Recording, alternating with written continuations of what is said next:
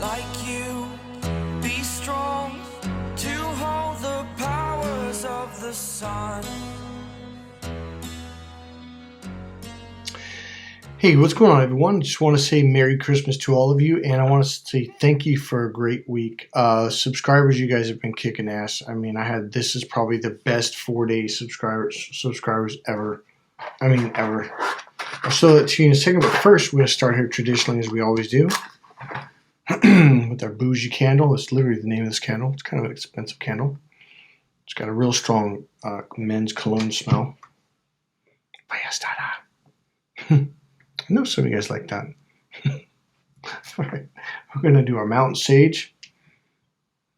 Burns off, scares off negative entities and stuff like that. Disconnects negative energy connections. By the way, I'm trained in Hawaiian Huna, Reiki, pranic healing, and some other stuff. So I worked with a Buddhist monk for many, many years. He taught me a lot of really cool stuff.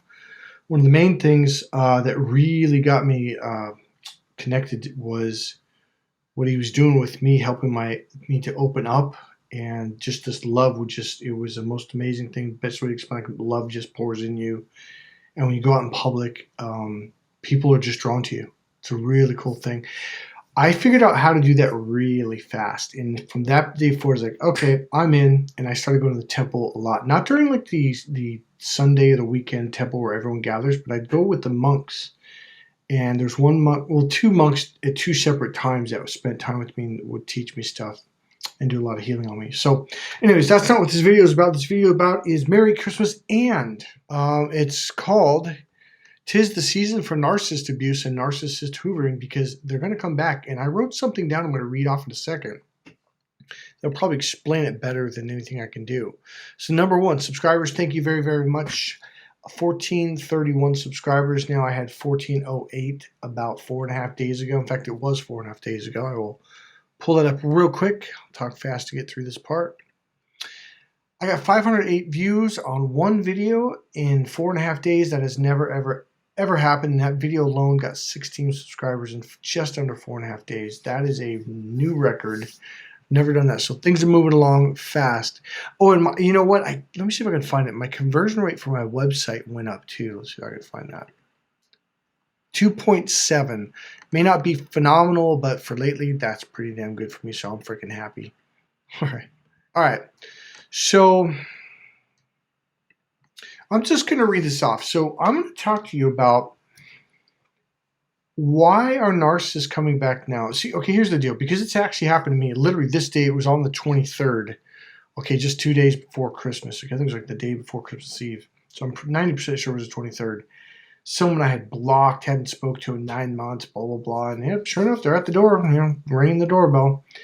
So they do come back and they do Hoover. Even if it's been months or even years, they can come back, okay? Here's the deal. You need to understand why they're coming back, because they're going to love bomb you. And they're going to see, you're going to, a lot of you, depending on how long it's been or how much you've healed, the healing part is extremely important. Otherwise, they're going to suck you right back in. I am telling you, you can and will heal from this, okay? Because when you're in that dark phase where they ripped your heart and soul out and they confused your brain and they convinced you were the bad one, you're not the bad one, by the way. I know for some of you who've been through it recently, you think it's you. Let me blow this out for now. Smoke's kind of... I know you are hurting, and I know you think it's you and you're to blame. You're not to blame at all. It's not you. That's another subject. I just made a video about that a couple days ago and uploaded it. Let me put the cap on. So here's the deal. Why are they coming back, and why are they coming back to you? That's really important to understand. I'm going to read this off. This explains it, all right? Here's what's going on. Emotionally, they're dying inside. They're totally, and this is a key word, empty emotionally inside, and they're hurting really bad. They're lonely and feeling emotionally empty and alone. Sure, they may go to the clubs or the parties or whatever, but inside they are feeling completely empty emotionally, because those empty people that they surround themselves with at the clubs, at their parties, at their friend's house, they can't fill them up at all. because those people are empty emotionally. So they're around a bunch of other people that are empty, that drink and do drugs and do anything they can to distract themselves from this pain. The only time they feel good is when they're around you, and that's why they keep trying to pull you back in. That's why they're hoovering you. And remember, the only way they can feel good is by hurting you emotionally. Therefore, what happens is you basically open up and you get mad or you cry and you push emotions out, and your energy, your emotions go into them and it fills up their tank. That's why they want you, because you have really good energy. That's why they picked you. You are the good one, but they don't want you to know that, because if in their mind, well, if they know that they're a good person, that they have really good energy, they're going to try to find someone better. That's their number one biggest fear, is that you're going to find someone better than them. And that's why they have to convince you, to hurt you emotionally, to cut you down, to make you feel like you're nothing. Get it now? So watch this. Those other people are empty. Think of it as a gas truck or a gas tank, or when you go to the gas station, the pump. Imagine the gas tank is empty. All those people that they're around, that they hang out with and act cool. Yeah, we're cool. And they bump elbows like, yeah, we're cool, right? We're the good ones, right? Or we're the cool guys. They're all empty. They're all bullshitting each other. And they all feel like shit. If those people were full, then they would fill them up and make them feel good, and they wouldn't need to come see you. If they have so many great friends and so many awesome people around them, why do they keep coming back to you? Do you remember that TV series Breaking Bad, where that professor is nicknamed Heisenberg made that really pure crystal meth that everybody had to have? Here's the thing that you probably don't quite get or understand. You probably heard it in other, narcissist videos and from other people, but they never said it in a way that you really, really got it. Here's the deal. You are like this pure love, and they have to have this pure love. And the thing is, they don't want you to know how special your love is. It makes everyone around you feel really good. And that's the thing. That's why they devalued you. So you would never find out that you have this amazing love that everybody has to have. And they especially have to have it. They have to have their 99.6% pure Heisenberg love, if you want to call it that, okay? Here's the other thing that they know, that they are terrified of you finding out. So my last narcissist showed up 9 months later after I blocked him from everything, okay?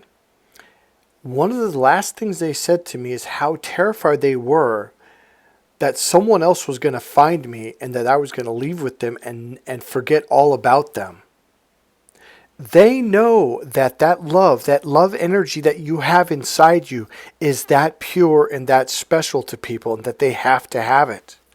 You're the one that doesn't know, because your entire life, all these narcissists around you have convinced you that you're the complete opposite of that. And that's what you need to learn about yourself, how special your love actually is. People can feel it just by being around you, and it makes them feel loved, and everybody wants to feel that. So remember, you're the Heisenberg of love, 96.6% pure. Maybe it was 96.7% pure. But you're the Heisenberg of love, and everybody has to have it. You are valuable. Because you make them feel good. Because inside you is good. All right? That is the key to this. If they come back, they'll love bomb you. They'll apologize, and they will tell you anything that they think you want to hear. Oh, I've changed. I'm going to change. I'm in therapy. They're lying. They're bullshitting. Even if they do go to therapy, all they're doing is bullshitting the therapist. They're doing the same thing the therapists are doing to you. All right? So here's the deal. Reject them. Don't let them back in, because they're going to rip your heart out. They're going to go through the same cycle of the love bombing and then all the other stuff after that, okay? So when you reject them viciously, that's their number one fear, and it's going to hurt them really bad. Now you think, oh, that's mean. No, what they're going to do to you is horrifying. It's going to destroy you. Don't let them back. In fact, that's a very important message. They will destroy you on purpose. Now, Their intention is to constantly cut you down so you don't realize how valuable you are, so you don't leave them. That's why they do that, okay? But what ends up happening is they basically destroy you emotionally, and it's just like this bag of drugs right here, this blue crystal. They think it's all gone. They think it's empty, like they used it all up. Like, oh, well, there's no more love energy here, so I got to move on to the next victim. The reason why they think that is because a narcissist cannot regenerate their own love and that same energy. You can. Now, after you get damaged, it may take you months, maybe even years to get back to yourself. But a narcissist can, okay, they are empty inside. There's nothing inside, and they can't regenerate love or energy or receive it from the universe, from the sun, from the air, from all that stuff. They have to take it from other people because they don't have whatever I'm going to call it, that mechanism inside to do it for themselves. That's why they constantly empty people, and they assume, oh, once you're empty, well, you can't refill. You can refill. They can't. The reason why I'm saying reject them viciously is because if they realize like the door's closed, they don't care about me anymore, it stings them. The last thing a narcissist can do is continually come back to a source that stings them and stings them. But as an empath or as a light worker or a good person, your thing is, well, I want to be nice to them. It's the holidays. Oh, yeah, this is the other reason why they're coming back. It's because it's the holidays and because they know you're empathetic. So they know you're gonna feel sorry for them, which is, again, it's one of their tools. It's their first and number one tool they use on it. I'm the victim. Feel sorry for me, right? Because they know you're an empath or empathetic, and that, well, you're going to say, well, it's holidays, Mike. Come on, can't you give them a break? It's not about giving them a break. They're predators. They are using your kindness against you. That if you don't see it now, you will see it after they hurt you again. You're going to be like, holy shit, this whole thing was a setup. Yeah, that's what I was trying to tell you. So they know that you're going to feel sorry for them. Well, it's the holidays. I think I'm going to let the barrier down. I'll open the door, let them in. Don't do it. Because that's what they're trying to do. All they need to do is get in. And they know that. Don't do it. All right? So it's not your job to take care of them. It's your job to block them and do everything in your power to keep them from coming back, including them rejecting them viciously. Because if they keep coming back to you and they get stung, they're eventually like, I'm not going back there. It hurts too much emotionally. All right? The next thing you have to do is take care of yourself. You have to learn how to spend time with yourself. You have to learn how to be comfortable with yourself. One of the things I had a therapist a long time ago, an energy healer.